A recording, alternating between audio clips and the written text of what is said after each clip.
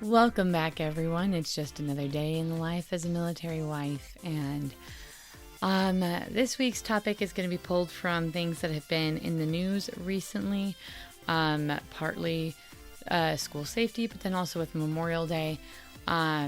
There's an article I found that I thought was really interesting and inspiring, and so I want to just kind of share those things with you, what's going on, and my general perspective on all of that. So, I am your host, Sam Wolf, and you are listening to Life of a Military Wife.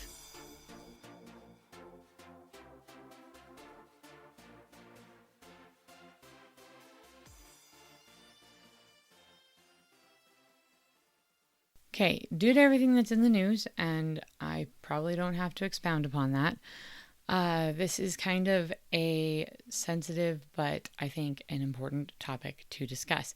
And I've realized in some of the conversations I've had with friends that due to the fact that we are a military family, we've lived in several different states, our kids have attended school in multiple different school districts, we have had a unique opportunity to see things from many different perspectives, and that has helped recognize the value of different policies and procedures. And that all sounds really vague, so let me break it down a little bit more specifically.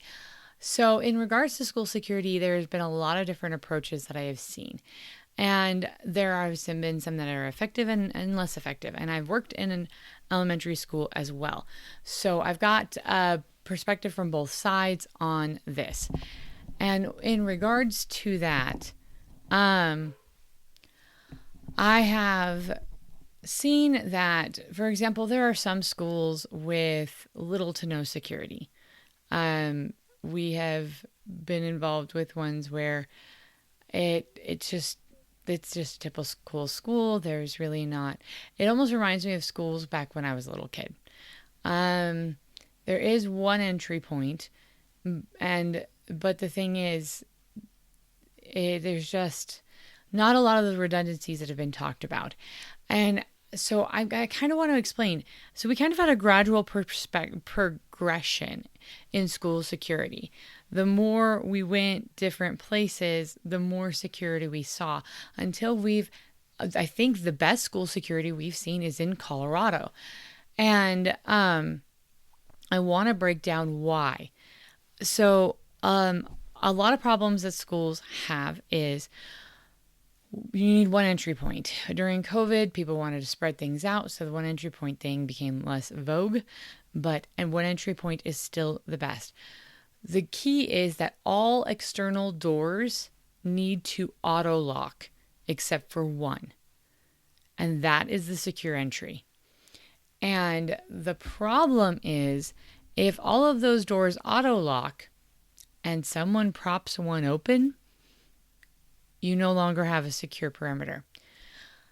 The other issue that has been brought up, and I have seen this in multiple ways, chain link fences are a security issue because they can be climbed and they can be shot through. And most schools have chain link fences. Or at least most public schools that I'm aware of. And in Kentucky, I was absolutely appalled because the school building was technically secured and the playground had a fence around it. However, they were completely separate from each other.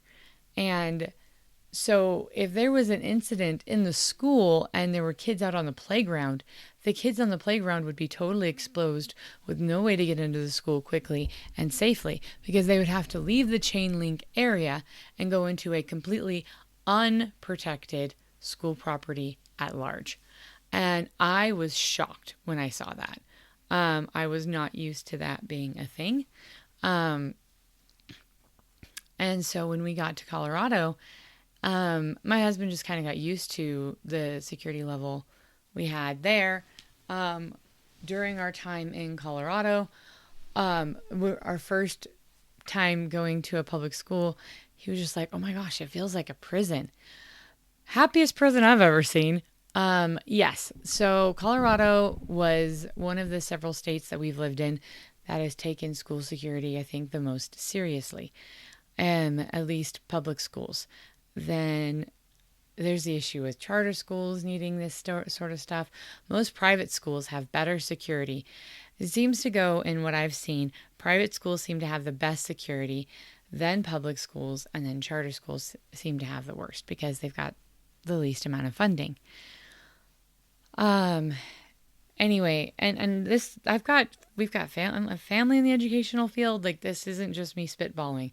There is definite, yeah, definite experience and exposure on this. But anyway, this is what I think Colorado did right, or at least the Colorado schools I saw. Single point entry.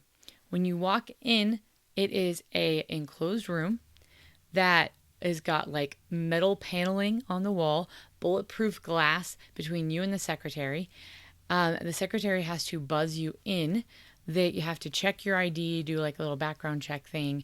There is an armed resource officer whose office is right behind the secretary's office. There's one usually right there. Now, this is the downside. There's only one resource officer per school. And ideally, there would be two, because you need one roaming the campus and you need one at the point of entry. So, but there usually is an SRO right there. Now, the SRO is not always in the office because sometimes they're doing perimeter checks. So it would be great if you had two SROs. Honestly, please send us all the police officers to protect my children. If you don't want them in your neighborhood, send them in my kid's school. I want them in my kid's school because that means my kids are safe. The SROs in Colorado receive extensive training. And because of that, because our kids went to a school that was affiliated with the military. So whenever the SROs were in training, the base would provide MPs. Sometimes there would be SROs and MPs. I love that. Please give us both SROs, MPs. I'm game. The kids actually seem to be really receptive to both. The MPs, they warm up a little bit more because it's the same uniform their parents are wearing.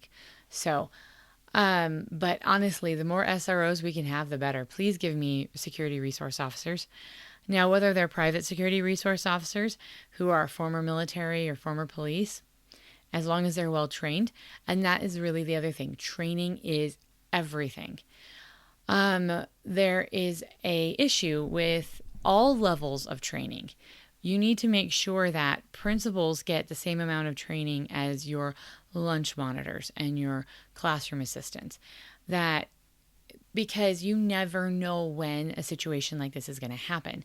So let's say you've got a parent who works hourly at the school who does recess, helps out on recess, is one of the recess supervisors.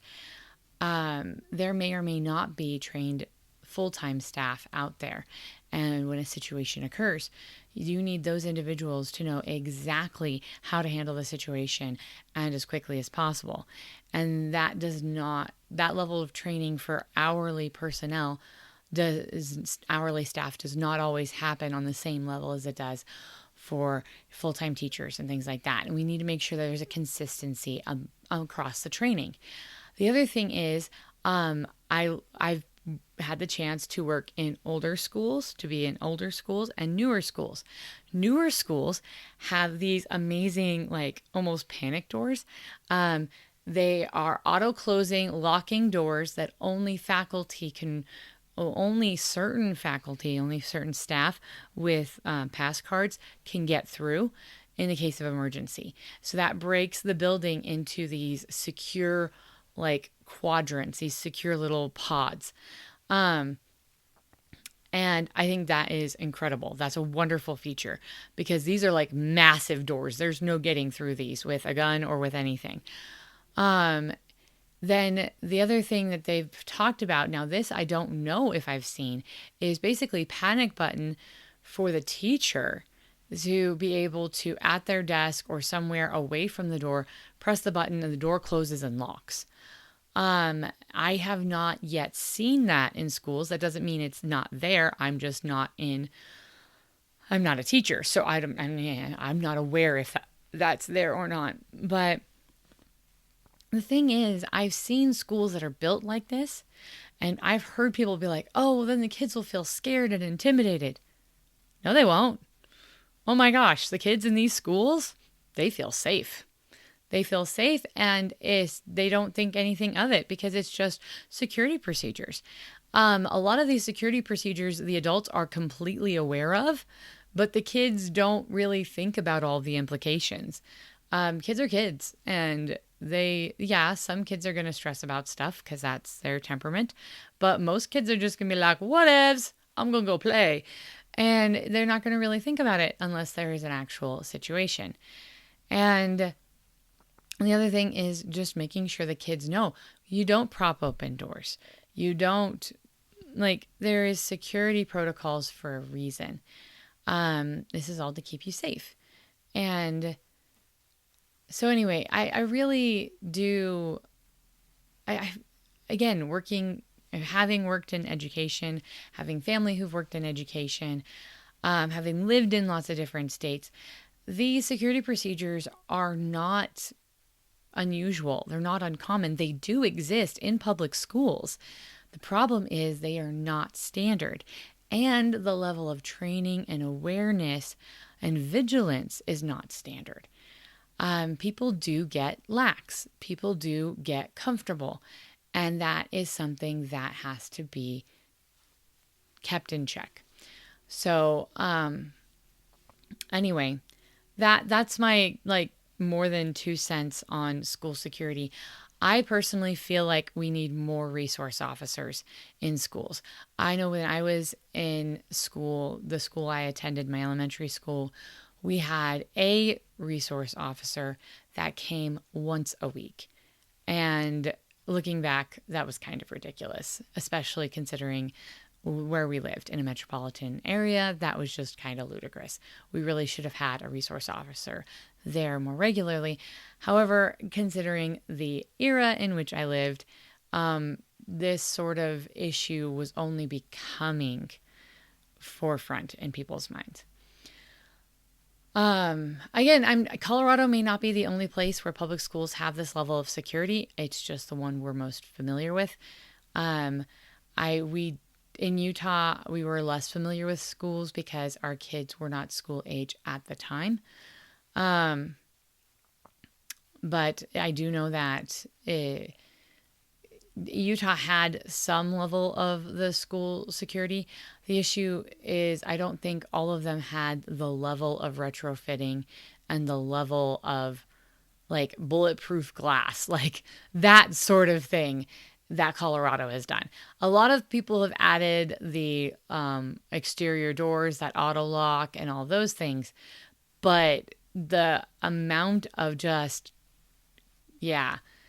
it's obvious Colorado has taken things seriously. And now I'm saying that in general, there may be a public school somewhere in Colorado that has not implemented all of these things that I've talked about. But all of the schools I am familiar with in Colorado, and that is quite a few, have implemented it. Like I said, Kentucky hadn't. Arizona was hit and miss. Charter schools have been one of those areas where I don't think there's been as much implementation. Utah had some. I didn't notice all. But again, I wasn't in schools as much because my kids were not school age. I've been to a few in other states when visiting family. So the other thing is there might be security protocols and procedures that parents don't see. There might be panic buttons that we don't see. So don't just assume that your kid's school is not taking security seriously. Ask questions. And honestly, this is something that we should be going to the school boards and politely getting more information about, because it is something that is important to the safety of our community and our children. So again, like I said, I am hands down, a huge advocate for resource officers. I think they are a wonderful blessing for schools. We have known some very, very, very, very talented resource officers who were really good at just relating to the kids and helping the kids feel comfortable, and also just very vigilant. They took their job very seriously. So I've been very appreciative to them. So that's the whole school security thing. That said, we're going to switch over to the next topic. Okay. So this next topic, I'm actually really excited, and it's more in relation to Memorial Day, which just happened. There was an individual. He lives in Kentucky currently, but used to live in Utah.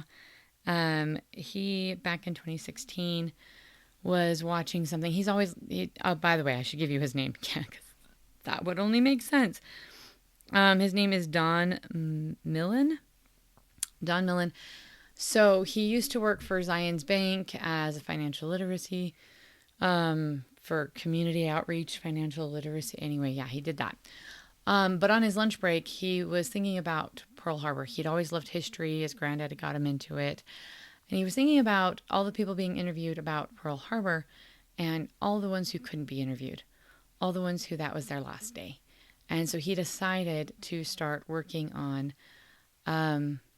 one story a day, researching one individual who died in Pearl Harbor each day, and then putting their story to paper, who they were, where they were from, who their family was, what branch, where they had served, and that sort of thing, as much as he could find.